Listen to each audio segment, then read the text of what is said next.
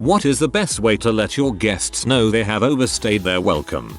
I've read that when Robert Mueller was director of the FBI he would occasionally invite senior staff over for dinner and drinks. At 10:45 he would start turning the lights off in his house, starting furthest from the front door, to let his guests know it was time to leave. He also made it clear he expected to see all of them bright and early at work the next day.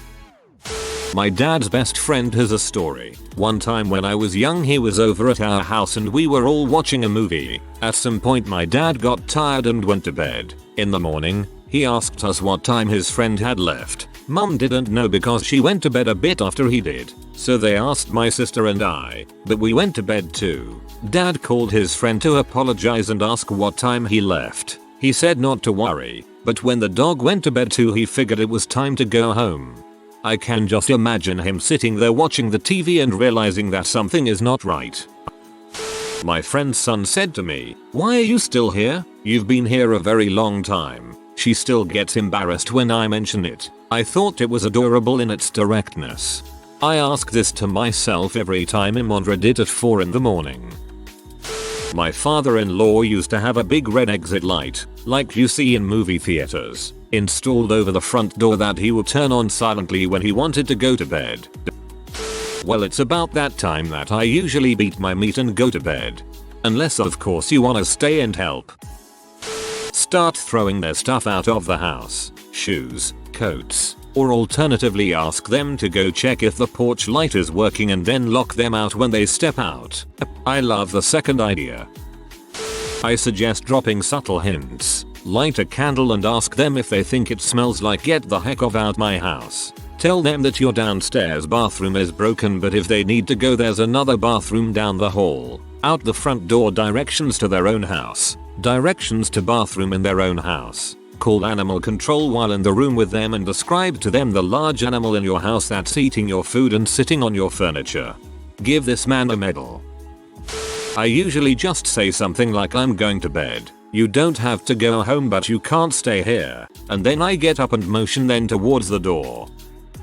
Dress up like a ghost and start saying "get out" in a scary voice. Bonus points for incorporating an unsettling picture of an elderly relative and maybe a fog machine or some lighting effects or something. Definitely more likely to work if you make vague comments about tonight being the anniversary. My dad told me about his uncle who always used to look at the dying embers of the fire and say, "Well, it's probably not worth putting another log on now." I work with a really lovable teenager with autism. If he's tired of socializing with you or you mention that you'll probably be leaving his house in an hour or two, he'll just abruptly interject, "Okay, see you later," and walk away. I can't fully explain and do it justice via the internet, but he says it with a very specific cheerful and upbeat intonation every single time. It cracks me up, because he'll literally ask you a question and you'll be mid-reply when he gets bored or decides that your half-sentence response is taking too long, so he just nopes out of the conversation. But he always says "okay, see you later" in such a positive and honest way that you can't even be mad at it. Sometimes I wish I could get away with doing the exact same thing consequence-free. TBH. Have a high-functioning 7 years old. I know exactly the sentiment you speak of, a sort of optimistic detachment. Like he's already moved on in his head. As a little kid, I cut footstep shapes out of construction paper and would lay them on the floor leading from the person to the door if I thought they were staying too long. As an adult, I had a male, unattractive roommate that would announce at the beginning of the party when naked time was. At that point, he was going to start stripping until people were so uncomfortable they left. That is a pretty cute kid solution actually. I like that. 1. Wait for a lull in conversation. 2. Say something along the lines of "Welp, it's getting pretty late." 3. Nod and drum on your knees. 4. Ask people for their opinions on your front door. 5. Request an in-depth assessment of its outer side. 6. Begin removing your clothing. 7. Once you are naked, acquire a large cooking implement of some variety. 8. I meant a spatula, but sure, an outdoor grill will work. 9. Brandish your makeshift weapon in a menacing fashion. 10. Declare yourself to be supreme ruler of the hidden mountain. 11. Pretend to see approaching invaders and command your subjects to meet them in battle. 12. If any stragglers remain, hit them with whatever you happen to be holding. 13. The following day, apologize and claim that your Ambien was kicking in. 14. Suggest that maybe people shouldn't stay for quite so long next time. My mom used to give our out of town guests one roll of TP and tell them when this is gone, so are you. She was savage AF. Jokes on her, one roll of TP can last me a couple of weeks, longer if I'm super economical. I start doing the dishes. I carry on the conversation like nothing has changed, but people get uncomfortable watching others do chores. My mother does this. If she finishes cleaning up and I'm still there, she goes to her room to change into her PJs and then says goodnight and turns off all the lights. I've used it once in Friends and it actually works. I had a date once. Invited him in to do some kissing and stuff. Did some kissing and stuff. Didn't like it. He wasn't picking up on my "I'm so tired" hint, so I jumped up and said, "Oh crap, I was supposed to meet my mom at o'clock," and frantically started apologizing and gathering my stuff. Walked him to his car and ran back in to finish getting ready. Yeah, it was crappy, but it somehow seemed better than "Hey, I want you to leave." Oh crap, I was supposed to meet my mom at 2 AM o'clock. I've got to get going now. Look around and say, this has been mostly enjoyable, but all good things must come to an end. Then usher them out with a smile and go to bed. Most people will pick up on this naturally from the change in atmosphere. Anyone who doesn't will need to be told clearly and directly. Anytime I had overstayers, it was always because they expected to either be accommodated overnight or to be driven home again. Some people are so selfish. When I was 17, I was at a party that was being held by a 19-year-old recent HS graduate. It was in the family's new home that was about halfway finished being built. The structure was up, plywood walls, steps, floors, but no HVAC, electric, plumbing, or siding roofing were done. 19-year-old guy is freaking huge. Had a younger brother my age, so there were a lot of people my age as well as people up to 21 years old.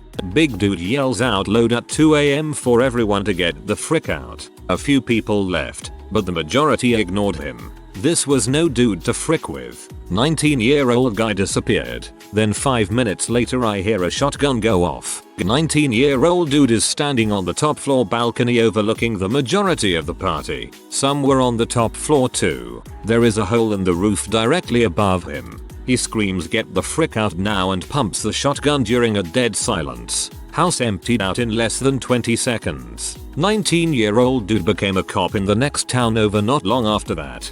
I think I saw that movie. I just say, we are so glad you could come, but it's time to wrap things up. Be safe driving home. Seems to work pretty well. In some places there's a particular dish that's always served last and doubles as a signal that the party's over. Wouldn't that be handy? Come on, America, let's appropriate something useful for once. My girl and I just keep getting more and more inappropriate physically with each other until everyone leaves. Except that one guy. That one guy likes to watch. Tell your grandpa that he's a sick man.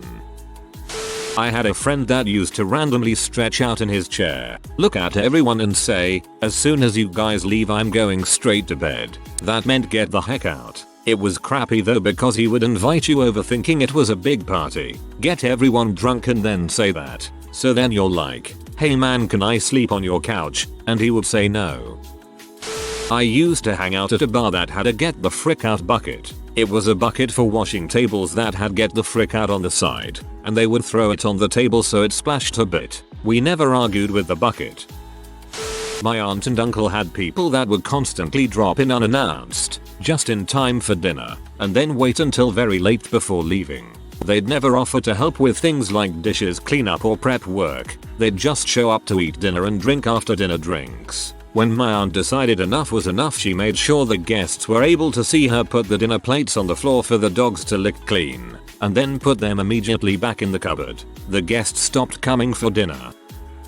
When I was in high school, there was a guy that was trying to end a party at his house, but was mainly being ignored. He got naked, walked into the middle of the living room where everyone was with a plate, and crap on it. He just left it there and said everyone can leave when they're ready.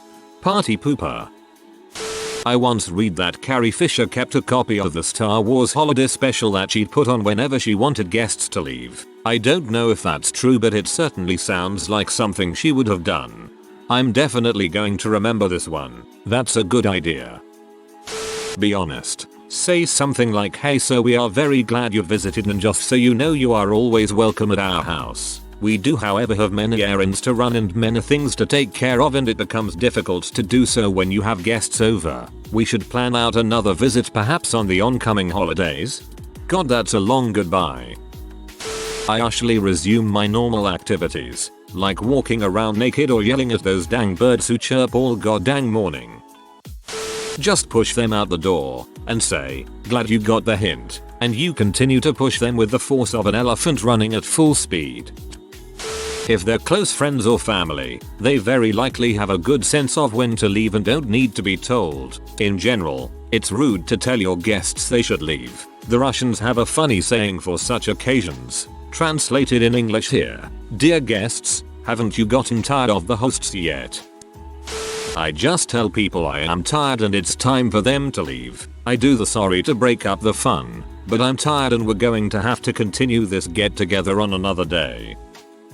My best friend's almost 2-year-old will bring me my shoes when she wants me to leave. We will be chatting, having a grand old time, and here comes baby with my shoes. Once she brought them and said you go, most of the time it's just silence and handing me my shoes.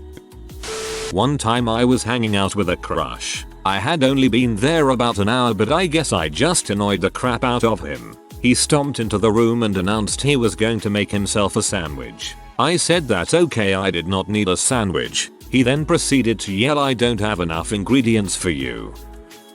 I visited a Bedouin camp in Jordan and I was talking to one of the elders and he was telling me that when they are serving tea or coffee they will only fill the cup about 1 stroke 2 way, but on the 3rd day they will fill the cup all the way, indicating that once you finish your meal it's time to leave. I only stayed a night, so I never got a full cup. Madia says to get the cheapest, most uncomfortable mattress for the guest room so they don't want to stay. If that doesn't work, you carve the bottom out of a candle and put a fish head in, so when you light the candle, it's nice vanilla until it's rotting burning fish. And if all else fails, you spray the curtains with cat pee. I haven't read that book in years, but I learned Madia's views by heart for a reason, I suppose. Be about a big rain that's forming and how you need to turn off the lights to get to bed. People usually wise up pretty fast after mentioning it. My dad always used to put on a recording of a Japanese girl group, the Peanuts, singing Timey Kangaroo Down. Sport in Japanese. Worked every time. I had a buddy in college whose house we'd party at on the weekends until really late. His roommate did this thing when it was getting to be that time. Whenever someone shifted in their seat, he'd jump up and reach out his hand like he was going to shake yours and say, you'll be good now. It was perfect for making you feel awkward enough to leave. We saw him do it so much we all started doing the same thing when anyone overstayed their welcome. Option 1 is to tell them. Option 2 is to set the thermostat to extremely uncomfortable levels until they want to leave. Not to answer the question directly, but just to relate to the topic. Some relatives, who happened to be our neighbors, like a couple in their 20s and their 1-year-old son, used to come over every night to watch TV because theirs was sent out for repair. This happens despite my sister obviously doing her homework, I obviously working from home, and my mother's partner obviously avoiding them by sleeping. My mom has still not come home from work. The couple seemed to expect for my sister and I to babysit on their son while they watch TV. Take note that those are my mom's partner's relatives. Obviously whatever we were doing weren't effective. What made them stop coming over? Us treating them coldly. My dad has a bottle of some really awful liquor that he gets out when guests have overstayed their welcome. They'll drink the first shot, but when dad offers them the next they always discover how late it is. When my granddad was dating my grandma, her father used to say to him, bloody heck, look at the weather, not fit to turn a dog out in that. Anyway, shouldn't you be going, Keith? Savage F. An ex-GF told me in South America, you place a bra beside or behind the front door and that tells everyone it's time to go. She said everyone knows this rule and it helps avoid the awkward moments. I couldn't imagine a more awkward signal. When I grew up, it was always brewing a pot of coffee after having a meal. Once the coffee was finished, so was the evening. Apparently this isn't common though. Miss Manners has an answer for couples who have people over. Add a secret signal. Both. Apparently both is key. Stand up together and one say, "It was so nice having you guys over," and just stand there. If you are new to the channel, you can subscribe. I publish new videos every day. Until then, check another video.